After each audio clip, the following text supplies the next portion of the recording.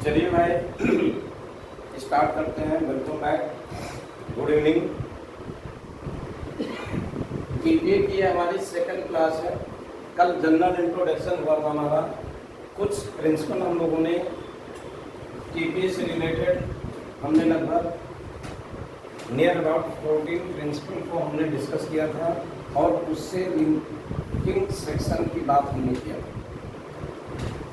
अब देखिए, अब हम टीपीए की जब स्टार्ट कर रहे हैं तो पहले ध्यान से समझिएगा कि जो ट्रांसफर ऑफ प्रॉपर्टी है ये बहुत इंपॉर्टेंट एक्ट है।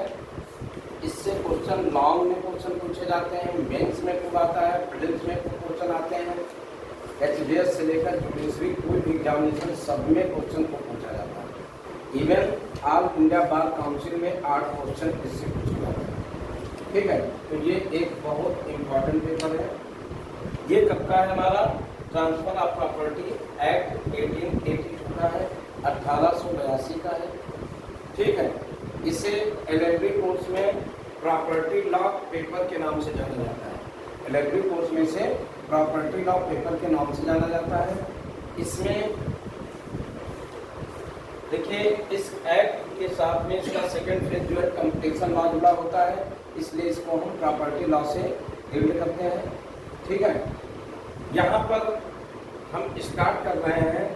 सबसे पहले ट्रांसफर ऑफ प्रॉपर्टी को हमको कैसे पढ़ना है। ठीक है, पहले तो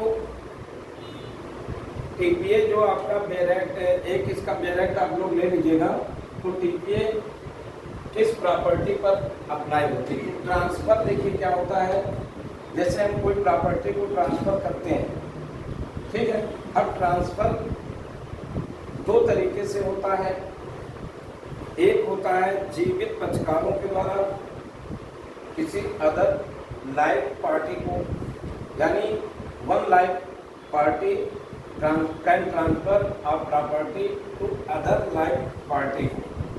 एक जीवित व्यक्ति के द्वारा दूसरे अन्य जीवित व्यक्ति को प्रॉपर्टी का ट्रांसफर होता है। देखिए, पहले तो हम देखते हैं कि ट्रांसफर जो करते हैं, हमको यहाँ पर ये देखना है कि अगर हम लॉ के लीगली ट्रांसफर की बात करते हैं तो 2 तरीके से ट्रांसफर होता है। एक एक्ट ऑफ पार्टी पक्षकारों के कार्य के द्वारा होता है, यानी एक living person transfer can transfer of property to other living person को। सबको नहीं आ रही कि तुम्हें को नहीं आ रही? हमारी आवाज में किसी को दिक्कत? बोलिए भाई। आनंद, आवाज आ रही है? हेलो, हमारी आवाज सबको दिक्कत तो नहीं है? किसी को क्लियर एकदम आ रही है कि नहीं आ रही है? पहले ये बताइए। चलिए देखिए ध्यान दीजिए, कविता को आवाज आ रही है? अपना नेटवर्क सेट करिए। आपका जो नेटवर्क डेटा वगैरह हो सकता है, ये आपकी तीसरी क्लास है तो ज़्यादा पढ़ ली होगी तो हो सकता है डेटा खत्म हो गया हो। अनलिमिटेड ऑर्डर डलाइएगा बस। अच्छा, तब तो भाई हाई फाई है, कोई दिक्कत नहीं है। ठीक है, तो देखिएगा यहाँ भी हाई फाई लगा है, वाईफाई हमारे यहाँ भी है, तो थोड़ा प्रॉब्लम होगा, देख लीजिए। ठीक है ना, देखिए ध्यान से समझिए, आ जाएगा। थोड़ा सा इधर उधर करिए, थोड़ा सा मूवमेंट। देखिए ध्यान से समझिएगा भाई प्लीज। कोई भी ट्रांसफर 2 मोड में होता है।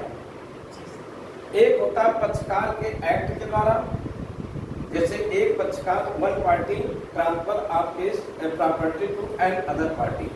ठीक है, एक पक्षकार कोई प्रॉपर्टी को ट्रांसफर करता है किसी अन्य पार्टी को, पक्षकार को, बट दोनों पक्षकार पार्टी क्या है, लाइव पोजीशन में हो, वो जीवित हो।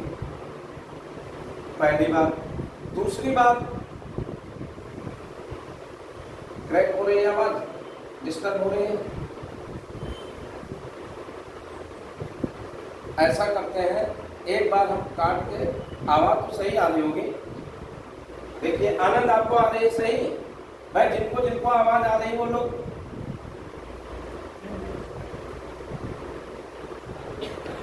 चलिए चलिए चलिए, अच्छा है। तो ऐसे मतलब हम खड़े रहे पढ़ाए ना, चलिए कोई दिक्कत नहीं, आवाज आएगी। कंसंट्रेशन बनाइए ध्यान से कि जैसे ट्रांसफर हमको कोई भी प्रॉपर्टी दो तरीके से ट्रांसफर हो सकती है। एक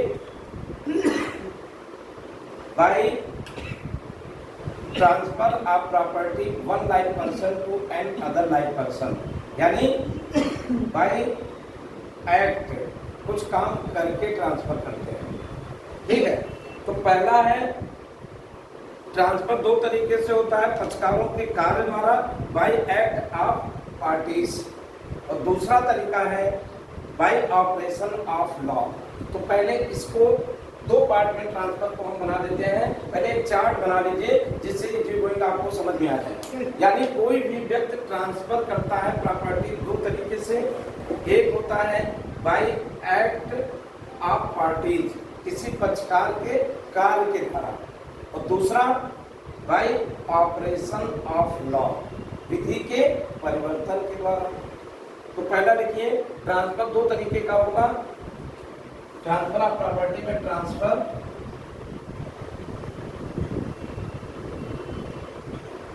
बाय टू टाइप्स,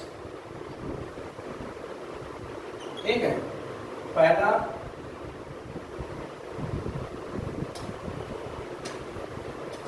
आपका क्या है, bye act of parties,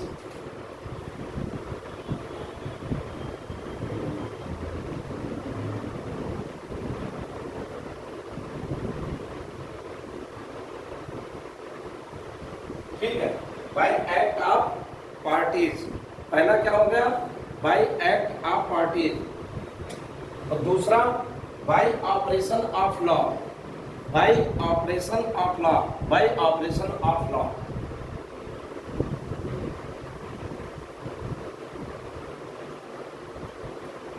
operation of law. अब भैया देखिए, ध्यान दीजिएगा, एक चीज और यहाँ पर आप लोगों को ध्यान देना है कि हमको ट्रांसफर का मतलब केवल सेल या विक्रय नहीं है। हम लोग जब पढ़ते हैं तो ट्रांसफर का मतलब एक पक्षकार खरीदता है, दूसरा उसे बेचता है। तो हम ट्रांसफर का मतलब केवल एक मूल समझते हैं। यहाँ ट्रांसफर का मतलब है हमारी प्रॉपर्टी एक पक्षकार से ड्राइव होकर के दूसरे पक्षकार को जाती है। तो ऐसा अगर थ्रू किसी एक्ट के थ्रू होता है, अब act means by sale, by lease, by gift, by exchange, by actionable claim, ठीक है, यानी बाय मॉर्टगेज। तो बाय सेल पहला, बाय मॉर्टगेज दूसरा, बाय आपका एक्सचेंज तीसरा, बाय लीज चौथा, बाय गिफ्ट पांचवा, एंड बाय एक्सनेबल क्लेम।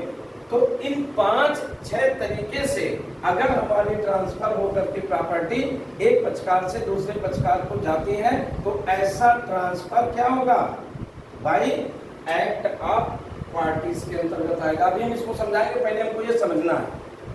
और दूसरा बाय ऑपरेशन ऑफ लॉ, विधि के परिवर्तन के बाद। ऑपरेशन ऑफ लॉ के अंतर्गत कैसे होगा, जैसे बाय सक्सेशन, एक सक्सेसर का जो भी उत्तराधिकारी हुआ आफ्टर डेथ ऑफ, उसकी डेथ होने के बाद बाय सक्सेशन प्रॉपर्टी कहाँ हो गई, by succession from one party to and other person, उसके नाम पर पहुंच गई। तो वहां पर भी तो ट्रांसफर होता है। तो याद रखिएगा, टीपीए हमारे सेकेंड पार्ट पर बाय ऑपरेशन ऑफ लॉ पर अप्लाई ही नहीं होगी। हमारी टीपीए किस पर अप्लाई होगी, बाय ऑपरेशन ऑफ लॉ पर अप्लाई नहीं होगी। Operation of law dealt with, if Hindu matter से संबंधित है तो हिंदू विधि, Hindu succession act, Hindu guardianship act, Hindu adoption act, Hindu marriage act. अगर मुस्लिम से संबंधित है तो मुस्लिम का जो भी एक्ट है, कानून है, उस कानून से वो ड्राइव होगी। भाई एक मुस्लिम का उत्तराधिकारी अगर कोई किसी की डेथ हो जाती है तो प्रॉपर्टी कैसे जाती है, थ्रू सक्सेशन, उनको भी मिल जाती है। तो सक्सेशन पर हमारे टीपी अप्लाई नहीं होती। पहले मोटा मोटा हमको समझना है कि हमारी टीपी दो तरीके से हमारी प्रॉपर्टी ट्रांसफर होगी, एक बाय एक्ट ऑफ पार्टीज और दूसरा बाय ऑपरेशन ऑफ लॉ। ठीक है, तो बाय एक्ट ऑफ प्रॉपर्टीज जो हमारा ये पहला पॉइंट है, इस पर हमारी टीपीए अप्लाई होगी और इस पॉइंट को हम टीपीए से डील नहीं करते हैं, ये हम डील करेंगे through personal law, through succession, through bill. वसीयत पर भी हमारी टीपीए अप्लाई नहीं होती है। भाई हमने एक पक्षकार ने किसी को दे दिया, अपनी इच्छा थी और बिल के थ्रू उसने दे दिया, अब व्यक्ति वो मर गया, तो मरने के बाद जिस जैसे वो मरता है उसका बिल इफेक्टिव हो जाएगा और वो प्रॉपर्टी का मालिक हो जाएगा। तो बाय ऑपरेशन ऑफ लॉ के द्वारा अगर कोई ट्रांसफर होता है तो वहां हमारी टीपीए अप्लाई नहीं होगी। क्लियर है ना? अब बाय एक्ट बाय पार्टीज की बात करते हैं, तो इसको हम 5 पार्ट में डिवाइड किए। देखिए अब टीपीए का आपका बन रहा है, बाय एक्ट बाय पार्टीज को अगर हम कहें तो इनको हम 5 पार्ट में डिवाइड कर सकते हैं जहां पर टीपीए हमारी अप्लाई हो रही है। देखिए पहला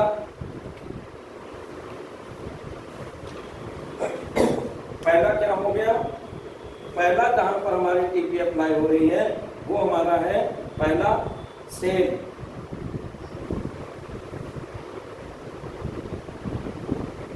सेल, अब सेल का प्रोविजन हमारे टीपीए में कहाँ है, अभी हम सब पूरा बताएंगे आपको बाकायदा, एक एक पूरा टीपीए की आज आपकी पूरी रूपरेखा हम समझाएंगे। ठीक है, तो सेल का प्रोविजन अभी हम बाद में बताएंगे। दूसरा बाय मॉर्टगेज,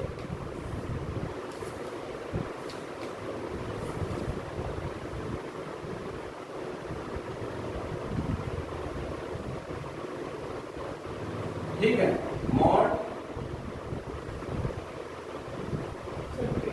ठीक है, मॉर्टगेज यानी बंधक के थ्रू। तीसरा by lease,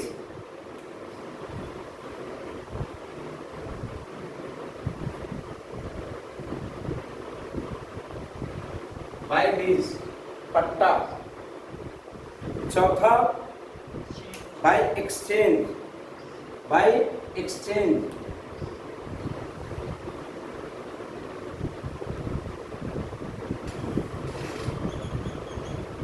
by exchange, exchange क्या कहता है, विनिमय, यानी एक प्रॉपर्टी दूसरे प्रॉपर्टी से हम चेंज कर सकते हैं, जिसमें अभी पढ़ाएंगे जिसमें मनी नहीं होना चाहिए। अगर मनी हो गया तो वो सेल हो जाएगा, विक्रय नहीं होगा, वो एक्सचेंज नहीं होगा। इसके बाद में ये हो गया बाय एक्सचेंज हो गया।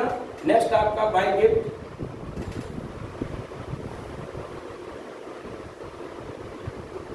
गिफ्ट भी दे देते भैया, अपने कोई सगे संबंधी हैं उनसे बहुत स्नेह प्रेम है, कहे भैया ले जाओ गिफ्ट, ले जाओ, कोई दिक्कत नहीं, बाय गिफ्ट होगा।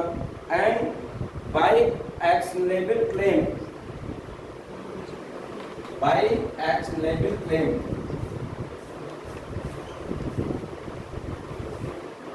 एक्शन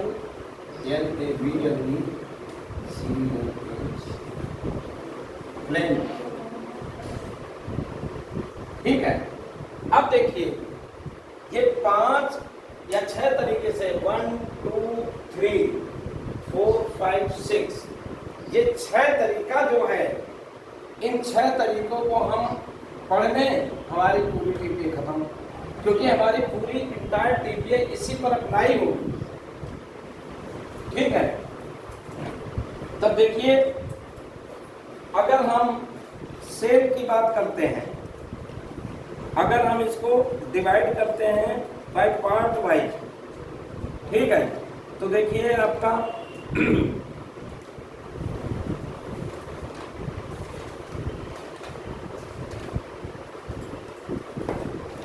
विक्रय से संबंधित प्रोविजन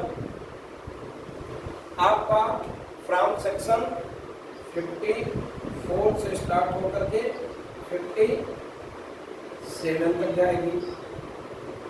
यानी विक्रय जो प्रॉपर्टी है, सेल का कॉन्सेप्ट पूरा आपका डील होगा 54 से 57 तक। मॉर्टगेज 58 से लेकर के कहां तक जाएगा, 59 तक, तो 98 तक जाएगा, 99 तक, ठीक है, 99 तक जाएगा आपका मॉर्गेज। लीज आपका 105 से लेकर 1021 तक। एक्सचेंज जो आपका है, ठीक है, एक्सचेंज जो आपका है ये 1 सेकंड देखे दे रहे हैं, 118 में तो ये आपका 105 से 117 तक है, हीट 105 से 117 तक है, एक्सचेंज 118 से 121 तक है, और एक्सनेबल क्लेम जो है आपका 130 से अप टू 137। बीच में एक चार्ज है, चार्ज का कॉन्सेप्ट है वो आपका 100 से 104 तक है, भार जिसको कहते हैं, ठीक है, 100 से 104। और टोटल टीपीए में कितने सेक्शन आपके हैं? टोटल 137 है। ये आपका टोटल टीपीए इतना हमको पढ़ना है। अगर ये 6 चीजों को हम पढ़ लें, 7 चीजें हो गई, 1 2 3 4 5 6 7, इन 7 चीजों को अगर हम पढ़ लेते हैं तो टोटल टीपीए आपकी फिनिश, ठीक है।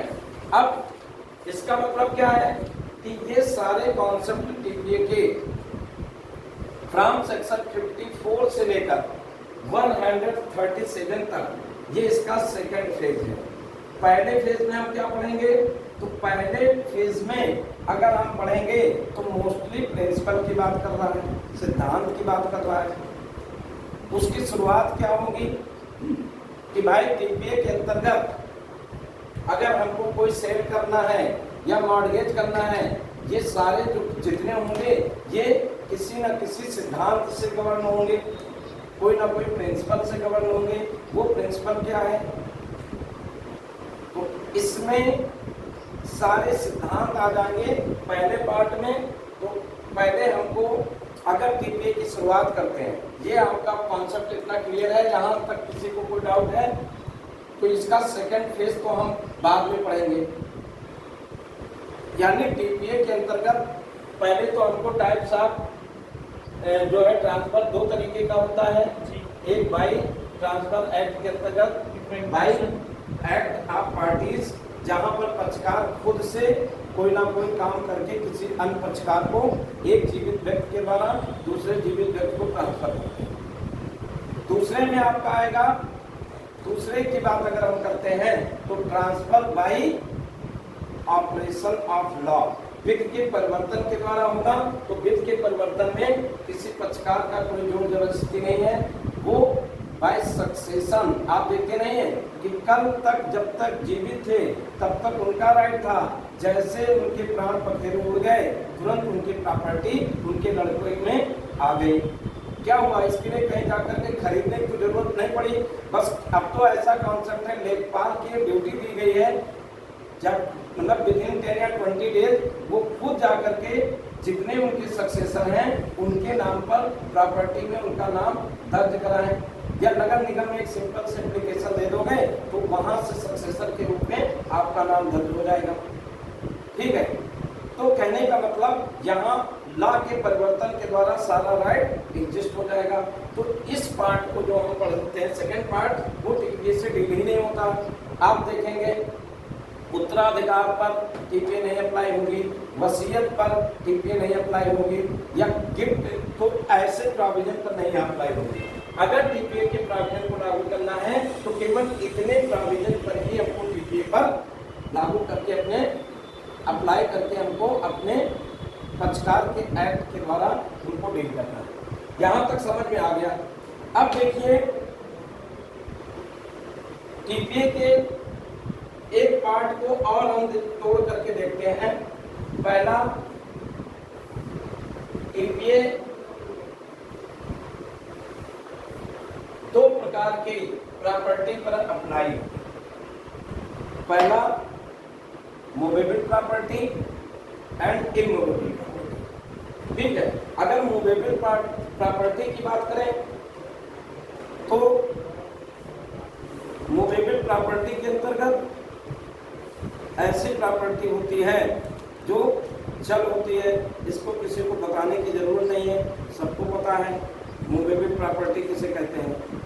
ठीक है, अब देखिए टीपीए को दो पार्ट में हम डिवाइड कर सकते हैं। पहला हमारा है मूवेबल एंड इमूवेबल। ठीक है, पहला दो प्रकार का होता है प्रॉपर्टी। ठीक है, एक मूवेबल और इमूवेबल होगी।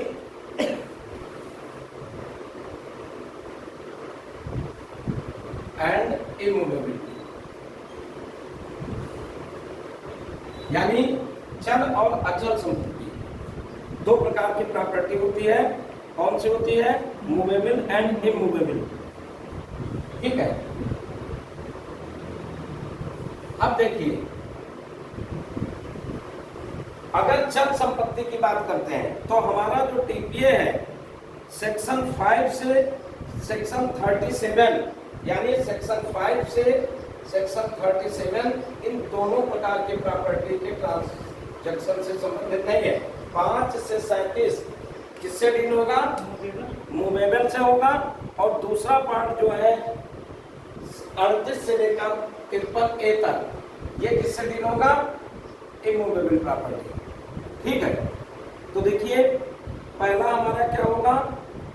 5 से अगर हम करते हैं 5 से लेकर के पहला पार्ट में हमारा जाएगा 5 से 35 यानी 5 to 37। यहाँ पर principle related to transfer of movable and immovable property यानी दोनों प्रॉपर्टी पर 5 से 37 आ जाएगा। ऐसे करिए, ये जो भी इस पर सिद्धांत हमारे होंगे, अब यहाँ पर मतलब कहने का मतलब कि जो सिद्धांत बताए गए हैं ये चाहे मूवेबल प्रॉपर्टी पर हो या इमूवेबल, दोनों प्रॉपर्टी पर कुछ प्रिंसिपल अप्लाई होंगे। ठीक है, यानी जो सिद्धांत है 5 से लेकर के और सेक्शन 37 तक जितने प्रिंसिपल हैं ये दोनों प्रकार की प्रॉपर्टी पर अप्लाई होगा। हमने बताया था ना, इसका पहला फेज किससे रिलेटेड है? प्रिंसिपल मेयर प्रिंसिपल से संबंधित है, इसका ट्रांसफर से कोई लेना देना नहीं है। तो 5 से 37 तक मूवेबल एंड इमूवेबल से संबंधित है और 38 से लेकर के 53A तक केवल इमूवेबल की बात करना है। ठीक है, यहाँ मूवेबल का कोई कॉन्सेप्ट नहीं आएगा।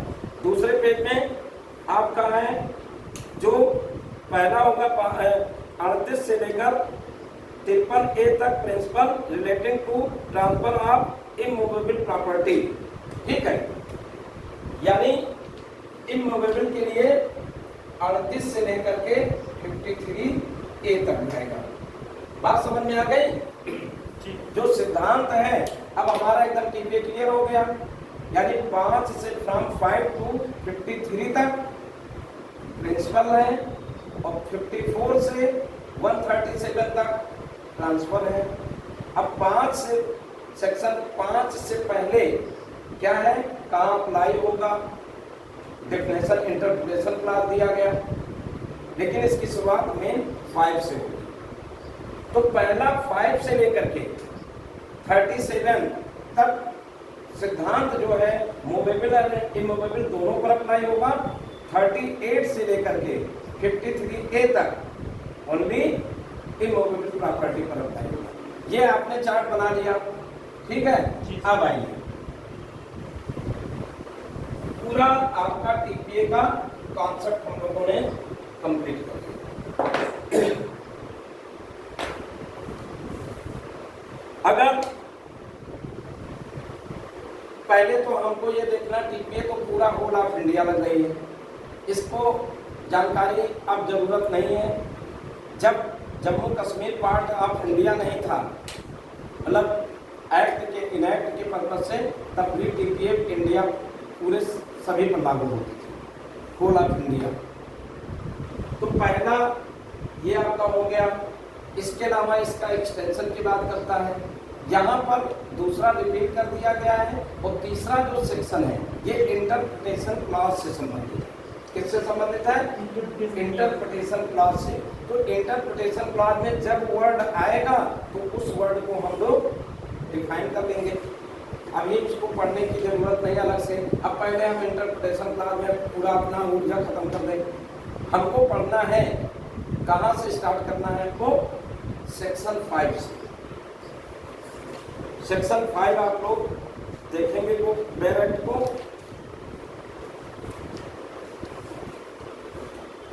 इसमें definition of transfer of property, संपत्ति अंतरण की डेफिनेशन क्या है? डिफिनेशन, परिभाषा है। तो देखिए ये क्या कह रहा है? परिभाषा को अगर आप समझ जाएंगे, आपसे क्वेश्चन पूछा जाएगा, एलएलबी में आएगा कि डिफाइन ट्रांसफर ऑफ प्रॉपर्टी और essential element of transfer of property. तो एक सीधा सा सेक्शन 5 में ट्रांसफर ऑफ प्रॉपर्टी की डेफिनेशन दी गई। अगर हम इसको पढ़ते हैं तो क्या निकलेगा? In the following section transfer of property means an act by which ये लाइव पर्सन दिया है कन्वे प्रॉपर्टी इन प्रेजेंट और इन फ्यूचर टू वन और मोर अदर लाइव पर्सन। क्या कह रहा है कि जब एक जीवित व्यक्ति के द्वारा दूसरे अन्य जीवित व्यक्ति को या इट सेल्फ को, एक व्यक्ति जीवित दूसरे अन्य जीवित व्यक्ति को दे, या खुद से हम क्या अपने में ट्रांसफर कर सकते हैं? खुद का प्रॉपर्टी अपने को ट्रांसफर कर सकते हैं, बिल्कुल कर सकते हैं। ठीक है, अभी बताएंगे। जबकि एक जीवित व्यक्ति के द्वारा दूसरे अन्य जीवित व्यक्ति को वर्तमान में या भविष्य में, ठीक है, यानी प्रेजेंट एंड फ्यूचर, ठीक है, भविष्य की बात, यानी अगर हम भविष्य में ट्रांसफर करेंगे, हम आप दे रहे हैं लेकिन वो ट्रांसफर इंप्लीमेंट कब होगा? आप तो होगा नहीं। वसीयत क्या है? भविष्य में मिलेगा ना। आज तो हम लिख दिया, क्या लागू हो जाएगी? जब हम मर जाएंगे तभी तो लागू होगी, तो भविष्य में ये लागू नहीं हो रही है। तो इसलिए प्रेजेंट एंड फ्यूचर पर देखिए दिया गया इन द फॉलोइंग सेक्शन, ठीक है, transfer of property means an act by which ये live person convey property in, दिया है प्रेजेंट और इन फ्यूचर। प्रेजेंट फ्यूचर में ट्रांसफर की बात कर रहा है। आपसे एग्जाम में पूछेगा प्रेजेंट पास्ट फ्यूचर तीनों में आएगा? नहीं, केवल प्रेजेंट में और फ्यूचर में, ठीक है। तो ध्यान दीजिएगा, प्रेजेंट और फ्यूचर टू वन और मोर अदर लाइफ पर्सन और टू हिमसेल्फ, खुद को भी ट्रांसफर कर सकता है। अब क्वेश्चन आप कर रहे होंगे कि रजिस्ट्री ऑफिस में जाकर के खुद को कैसे ट्रांसफर करेंगे? हम दो पक्षकार का होना जरूरी है, तो हम कैसे करेंगे? ट्विन तो है नहीं, या अपनी एक अलग तो नहीं कर सकते। हम अपने को कैसे ट्रांसफर करेंगे? बताइए सी बात, अपने को ट्रांसफर हम कैसे करेंगे? क्या खुद से ट्रांसफर हम कर सकते हैं?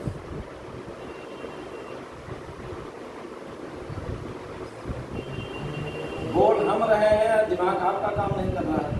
देखिए ध्यान दीजिएगा, अच्छा ठीक है, ध्यान दीजिएगा, खुद को ट्रांसफर कैसे करेंगे? Through trust.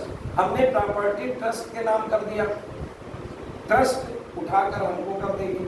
खुद को मतलब क्या है? दो पक्षकार तो होना चाहिए। पहले हमने ट्रस्ट बनाया, ट्रस्ट में हमने ट्रस्टी शिवा को अपॉइंट कर दिया, अब ट्रस्टी के नाम प्रॉपर्टी दे दिया, अब शिवा फिर उठा करके हमको दे दें, तो क्या हुआ? खुद को ट्रांसफर हो गया कि नहीं हुआ? ठीक है। तो देखिए, अगर खुद को भी ट्रांसफर करते हैं, लेकिन ध्यान दीजिएगा, खुद को ट्रांसफर का प्रोविजन 1929 में लागू हुआ, लिख लीजिए। 1939-29 के पहले इटसेल्फ ट्रांसफर का कॉन्सेप्ट नहीं था। 1929 को टीपीए अमेंडमेंट के द्वारा खुद को ट्रांसफर का कॉन्सेप्ट इंप्लीमेंट किया गया। इसके पहले खुद को हम ट्रांसफर नहीं कर सकते। 1929 में हमने एक्सेल ट्रांसफर का कॉन्सेप्ट जोड़ा। अब देखिए जैसे आ रहा है, in following section transfer of property means an act by which A live person convey property in present और फ्यूचर और इन फ्यूचर टू वन और मोर other live person or to himself and one or more other live persons and to transfer property is to दिया है perform such act। तो हमने क्या बताया, transfer अगर एक्ट के थ्रू करते हैं वही टीपी अप्लाई होगी। अगर एक्ट हम एक्ट के थ्रू नहीं ट्रांसफर करते हैं, ऑपरेशन ऑफ लॉ से है, तो वहाँ टीपी अप्लाई नहीं होगी। पूरी डिफिनेशन में ट्रांसफर ऑफ प्रॉपर्टी की डिफिनेशन में क्या निकल के आया, एक जीवित व्यक्ति के द्वारा दूसरे अन्य जीवित व्यक्ति को भविष्य में वर्तमान में कोई प्रॉपर्टी ट्रांसफर कर सकता है और खुद को भी ट्रांसफर कर सकता है। डूइंग एनी एक्ट, कोई काम करके ट्रांसफर कर सकता है। ठीक है। अब देखिए इसका मतलब क्या हुआ कि दो पर्सन का होना जरूरी है। क्या ऐसे पर्सन को हम जो अभी जन्मे नहीं हैं, जो अभी भविष्य में पैदा होंगे, उनके नाम पर भी प्रॉपर्टी हम ट्रांसफर कर सकते हैं? हम चाहते हैं कि अपना मकान अपने पुत्र को दें जो अभी जन्मा नहीं है, क्या ट्रांसफर कर सकते हैं? ये सेक्शन 5 का एक एक्सेप्शन है, सेक्शन 13। जबकि अनबॉर्न चाइल्ड को या अनबॉर्न पर्सन को, जो चाइल्ड ही हम वर्ड यूज करेंगे, अनबॉर्न चाइल्ड के नाम पर भी ट्रांसफर हो सकता है। ये जनरल प्रिंसिपल सेक्शन 5 का एक एक्सेप्शन है। ठीक है। ऐसे पर्सन को हम प्रॉपर्टी ट्रांसफर कर सकते हैं जो भविष्य में आएंगे पृथ्वी पर, अभी उनका नो एग्जिस्टेंस, तो उनके नाम पर भी ट्रांसफर हो सकेगा। इसको हम लोग देखेंगे। अब आइए, पहले अगर ट्रांसफर करना है तो सबसे पहले हमको ट्रांसफर तो करने का बात को हम समझ गए भाई। सेक्शन 6 क्या कह रहा है, व्हाट मे बी ट्रांसफर्ड, किसको ट्रांसफर कर सकते हैं, किस चीज को क्या अंतरित किया जा सकता है, क्या सब कुछ ट्रांसफर हो जाएगा, क्या ट्रांसफर किया जा सकता है, क्या चांद सितारे को ट्रांसफर कर सकते हैं, क्या चांद पर जमीन का ट्रांसफर हो सकता है, क्या सभी विजिबल चीज को ट्रांसफर कर सकते हैं, क्या अभी जो प्रॉपर्टी हमारी नहीं है उसको अभी भविष्य में मिलने वाली है, ससुर जी ने हमको कह दिया कि तुमको जब तक जीवित रहेंगे तब तक नहीं देंगे, लेकिन जैसे हम मरेंगे उसके बाद में तुमको प्रॉपर्टी मिल जाएगी, वसीयत लिख दिए हैं। अब वसीयत के आधार पर हमको प्रॉपर्टी के टाइटल हैं, क्या अब प्रॉपर्टी को हम ट्रांसफर कर सकते हैं, या भविष्य में हमको मित्र हैं वो देना कहे हैं कि आप बिल्कुल ठीक है, आप हमारे लिए बहुत काम किए हैं, हम बिल्कुल से स्टाम्प लाइए 100 रुपए के उसमें लिख देंगे कि अभी नहीं 20 साल के बाद हम आपको ये प्रॉपर्टी दे देंगे। क्या स्टैम्प पर लिख करके अगर हमको दे दिए हैं तो क्या उस प्रॉपर्टी को हम ट्रांसफर करा सकते हैं? तो सेक्शन 6 हमें बताएगा, क्या बताएगा, व्हाट मे बी ट्रांसफर, किसका ट्रांसफर हो सकेगा। इसके बाद में सेक्शन 6 में फ्रॉम ए से लेकर आई तक कुछ चीजें दी गई हैं, उन्हीं का ट्रांसफर होगा।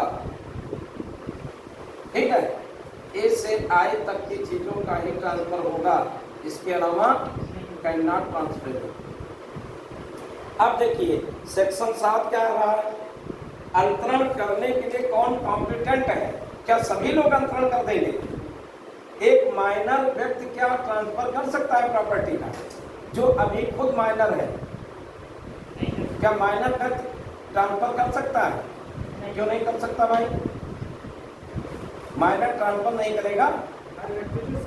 जो अभी पैदा ही नहीं हुआ है उसके नाम ट्रांसफर हो सकता है, तो क्या जो पैदा हो गया वो नहीं कर सकता है?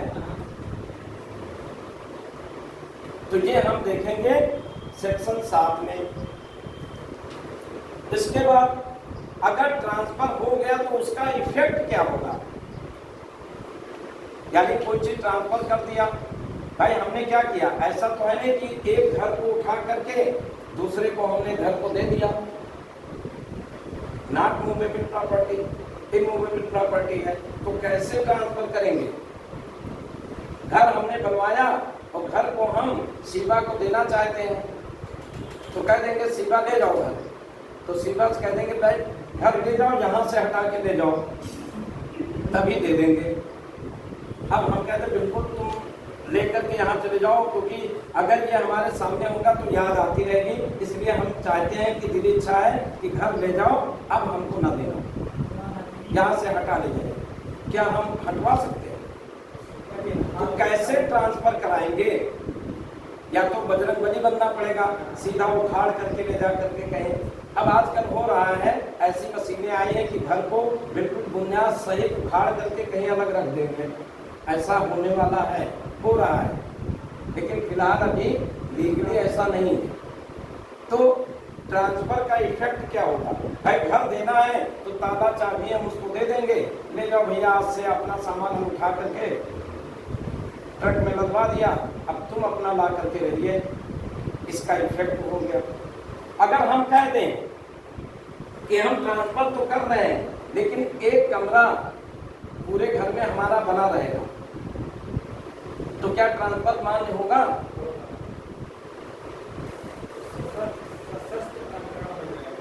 तो कंडीशनल ट्रांसफर, क्या ऐसी कंडीशन यहां मान्य है? या हम कह रहे हैं कि ट्रांसफर तुमको घर कर रहे हैं, लेकिन हमारी दिली इच्छा है कि इसी वाली सीढ़ी से तुमको चढ़ के जाना है, बगल वाली सीढ़ी को छूना नहीं है, कमोड वाली लेटरिन को यूज करना है, वो वाली लेटरिन तुम यूज ना करोगे, क्योंकि कमोड ही का जमाना है, तुमको कमोड लेटरिन यूज करना है। भाई अगर हमको ट्रांसफर हुआ तो कुछ कंडीशन के आधार पर है, तो क्या करेंगे? तो कब कंडीशन वैलिड होगी, कब ट्रांसफर वैलिड होगा? हाँ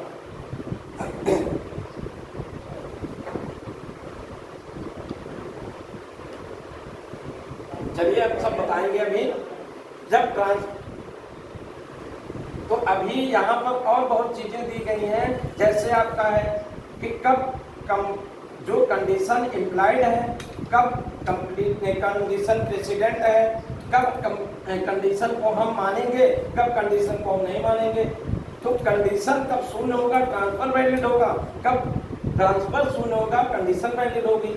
ये सारी चीजों को सेक्शन 10 से 13 तक देखेंगे, 12 तक, 10, 11, 12। इसके बाद में अजन्मे व्यक्ति को ट्रांसफर।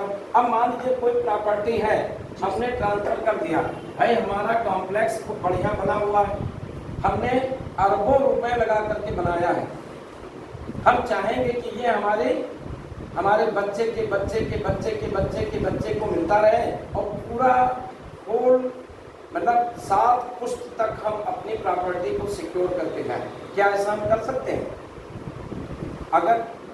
अगर ऐसा हम कर सकते हैं तो आज लखनऊ में जितनी पॉपुलेशन बढ़ गई है, यहाँ तो कोई यहाँ रहता ही नहीं, सब किसानों के थी और किसानों के खेत के वही सब लोग रहते। भाई किसान कहते हैं हम किसी को खेत नहीं देंगे क्योंकि आप ट्रांसफर अब हम बेच नहीं सकते, ठीक है। तो जब ट्रांसफर करते समय कोई ऐसी कंडीशन लगाओगे कि ये कभी बेचिएगा नहीं, और अगर बेचिएगा तो फला आदमी को ही बेचिएगा, तो कंडीशनल ट्रांसफर इसकी कंडीशन हम लोग देखेंगे। और ऐसा कोई रिस्ट्रिक्शन लगाया जाता है जो किसी ट्रांसफर ऑफ प्रॉपर्टी के यूज करने पर है, तो ऐसा रिस्ट्रिक्शन का इफेक्ट क्या होगा आगे हम लोग देखेंगे। तो सेक्शन 10 और 11, 12। इसके बाद में 13 अजन्मे व्यक्ति को ट्रांसफर कर सकते हैं। 14 रूल अगेंस्ट परपेचुअलिटी, परपेचुअल टाइम तक के लिए अगर हम किसी को शाश्वतता के विरुद्ध नियम, ये आपका लॉन्ग क्वेश्चन आएगा। अब शाश्वतता का विरुद्ध नियम क्या है? What is rule against perpetuity? तो यहाँ पर परपेचुअल टाइम के लिए जो आपका रूल है, ये सिद्धांत आपको बताएगा कि कितना टाइम तक आप प्रॉपर्टी को अपने में बांध कर रख सकते हो, एक उसकी लिमिट होगी। ये नहीं कि 7 पुश्त तक आप प्रॉपर्टी को अपने किसी करीबी को देना चाहोगे। भाई अगर ऐसा हो जाए तो आजकल की समय में घर आदमी कितना मेहनत से बिल्कुल तबीयत खुश हो जाए और बहुत गाड़ी कमाई लगाकर बनवा रहा है, उसमें देखोगे तो स्वप्न लोक जैसा घर बनाता है। वो कब चाहेगा कि उसका घर चला जाए? पता चला कि वो दादाजी को बढ़िया बना करके गए, लड़का निकल गया शराबी, वो घरे बेच करके गया। अब दादाजी का तो आत्मा तो वहाँ भटक रही है कि देखिए इसने सब सत्यानाश कर दिया। लेकिन क्या दादाजी चाहे तो 7 पीढ़ी तक उसे शील्ड कर सकते हैं कि तुम बेटा बेचना नहीं, और तुम अपने बच्चे से कह देना बेचना नहीं, और वो अपने बच्चे से कह देगा बेचना नहीं? क्या ऐसा कर सकते हो? अगर ऐसा हो जाएगा तो वो ट्रांसफर वैलिड नहीं होगा। रूल अगेंस्ट परपेचुअलिटी सेक्शन 14 ऐसे ट्रांसफर को खा जाएगा। ठीक है, तो यह रूल हम लोग देखेंगे। इसके बाद में लेकिन ऐसे रूल हैं जैसे अयोध्या में राम मंदिर है, कितने वंशज से अभी उन्हीं का है, अयोध्या में रामे का मंदिर है, दूसरे का तो नहीं है। अब कहते नहीं अयोध्या वाली राम मंदिर हम खरीद लेंगे, यहाँ पर रूल अगेंस्ट परपेचुअलिटी का सिद्धांत अप्लाई हो जाए कि ये शाश्वत काम। तो राजा दशरथ और अयोध्या राम कब की बात है, यानी बहुत दिन से है, तो क्या उसको भी हम खरीद सकते हैं? 1 से 1 करोड़पति होंगे। जापान कह रहा है गौतम बुद्ध का वो एरिया हमको दे दीजिए भारत से, आप जितना धन मांगिए हम देने को तैयार हैं, जहां गौतम बुद्ध पैदा हुए सिद्धार्थ नगर पूरा हमको दे दीजिए और हम पूरा वहां पर चमका देंगे। क्या सरकार बेच देगी? और बेच सकती है भाई, बेचने के लिए क्या देगी? जनता वहां पर विद्रोह कर देगी। तो कुछ ऐसी चीजें हैं जहां पर रूल अगेंस्ट परपेचुअलिटी अप्लाई नहीं होगा। जैसे कोई ट्रस्ट जो किसी के बेनिफिट के लिए है, ठीक है, धर्मशाला बना दिया, मंदिर बना दिया, मंदिर से कोई इनकम हो रही है, धर्मशाला से इनकम हो रही है, मंदिर में चढ़ावा, या पुजारी का वंशानुगत पद है कि जब तक मंदिर रहेंगे इसी वंश के पुजारी होंगे। तो ये क्या है? रूल अगेंस्ट परपेचुअलिटी का अपवाद है। ठीक है, तो हम लोग इसमें देखेंगे क्या अपवाद है, इसके कॉन्सेप्ट को अच्छी तरीके से। तो 16 और 17 ये आपका 14, 15, 16, 17 इसको हम लोग देखेंगे रूल अगेंस्ट परपेचुअलिटी के साथ। इसके बाद में फिर contingent interest and wasting interest, ये हम लोग देखेंगे। इसके बाद में आपका कंडीशनल ट्रांसफर देखेंगे। तो पूरा कॉन्सेप्ट अब हम लोग स्टार्ट करेंगे। तो इसमें पहले आज आपको मोटी मोटी ये क्लास में जानकारी हो गई कि हमको टीपीए में पढ़ना क्या है, पूरी टीपीए किस पर अप्लाई होगी, और इस टीपीए में किस तरीके के ट्रांसफर पर अप्लाई होगी, और किस तरीके से हम किस मोड से अपने प्रॉपर्टी को ट्रांसफर कर सकते हैं। ये सारे मोड्स को यहाँ पर हमको देखना है। हम केवल एक सेल को ही नहीं पढ़ेंगे, सेल के बाद में इसके साथ साथ में इनके सारे सिद्धांत को, इनके प्रिंसिपल को हमको देखना है। इलेक्शन, डॉक्ट्रिन ऑफ इलेक्शन क्या है, डॉक्ट्रिन ऑफ एक्सेलरेशन क्या है। तो कल हमने 14 सिद्धांत बताए थे आपको, आप लोगों को भी मिल जाएगा, वो सिद्धांत की फोटो हम खींच कर दे देंगे। तो वो सारे सिद्धांत आपके लॉन्ग के क्वेश्चन बनेंगे, उनसे आपके क्वेश्चन आएंगे। ठीक है, तो वो आपका हो जाएगा, और प्लस आपका इसी कॉन्सेप्ट से हम लोग पढ़ेंगे तो बहुत इजी 1 से 1.5 महीने में हम पूरी टीपीए को कंप्लीट कर लेंगे, क्योंकि इतने लिमिटेड टाइम हमारे पास है। एचएस की स्पेशल क्लास है, अगर ये हमारा वो बैच होता फाउंडेशन वाला तो इसमें 2-3 महीने लगते, लेकिन अभी हमको जल्दी खत्म करना है। तो हमको बेसिक चीज़ों को, ऐसा नहीं कि इतना भाग के हम खत्म कर देंगे कि तुमको कुछ समझ में ना आए, ये भी नहीं होगा। और कॉन्सेप्ट आपको सारा क्लियर कर देंगे, क्वेश्चन कैसे पूछा जाएगा, कैसे प्रीलिम्स में आएगा, सारी चीज़ों को हम क्लियर कर देंगे, ठीक है। अब यहाँ पर हम लोगों को नेक्स्ट क्लास में सबसे पहले सेक्शन 5 से हम लोग जुड़ेंगे। सेक्शन 5 क्या कह रहा है कि ट्रांसफर ऑफ प्रॉपर्टी की डिफिनेशन क्या है, ठीक है, ट्रांसफर ऑफ प्रॉपर्टी, ठीक है। तो सेक्शन 5 में पहले तो हमको सेक्शन 3 को एकदम अभी ठंडे बस्ते में डाल देना है। सेक्शन 3 से भी क्वेश्चन आता है, लेकिन सेक्शन 3 को जैसे आपके शॉर्ट नोट्स में आते थे पहले, नोटिस क्या है, एक्शनेबल क्लेम क्या है, इसके अलावा बहुत चीज़ें हैं, उनको हम लोग नहीं देखेंगे। सेक्शन 5 से हम लोग स्टार्ट करेंगे, संपत्ति के अंतरण की डिफिनेशन, ठीक है। इसके अलावा इस पर लॉन्ग क्वेश्चन बनेगा और सेक्शन 6 पर लॉन्ग क्वेश्चन बनेगा। एजेएस में भी आएगा लॉन्ग, क्या ट्रांसफर किया जा सकता है, ठीक है। कोई कहते हैं कि भाई प्रधानमंत्री का पद हम ट्रांसफर कर दें, अपनी पेंशन को हम ट्रांसफर कर दें, क्या कोई पेंशन को ट्रांसफर कर सकता है? ठीक है। लोग पद डीएम अपने पद से रिटायरमेंट हुए, कहे अब हम नहीं चाहते कि इस पद पर कोई और बैठे, ले लो भैया, खरीद लो, ठीक है। तो ऐसा नहीं हो सकता। इसके अलावा पूरा यहाँ पर सब entire law related to transfer, इसको हम देखेंगे कल। सेक्शन 5 कम से कम हम इसे कंप्लीट करेंगे और इस पर पूरा आपका बढ़िया लेक्चर चलेगा। और आज हम लोगों को ये इतना पूरा होगा कि क्या चीज़ें को पढ़ना है, ठीक है। तो जो लोग नए जुड़े हैं, आप लोग डायरेक्ट ले लीजिएगा, ये डायरेक्ट आपके लिए बहुत काम करेगा, ठीक है। अगर किताब लेना चाहें तो इसकी आप टीपी त्रिपाठी की बुक ले लीजिएगा। जीपी त्रिपाठी भी इसको लिखे हैं, टीपी त्रिपाठी भी लिखे हैं, और अलग अलग राइटर की किताबें हैं।